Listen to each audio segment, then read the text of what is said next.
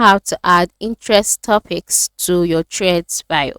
Hello, welcome once again. In today's tutorial, I'll show you how you can add interest topics to your threads bio. Okay, so let's go. First of all, log in into your threads account using the threads app, just like I have done here.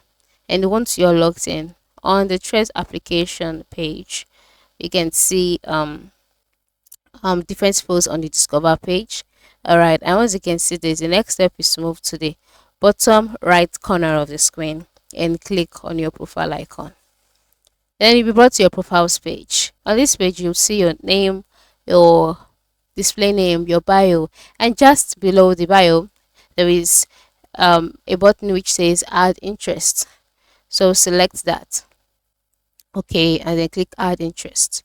So now you would have to search for topics that are related to your interest. So perhaps if you're looking for something related to being a virtual assistant, you can just select that, and that's the topic. Then you can add more topics based on your interest and to be added here.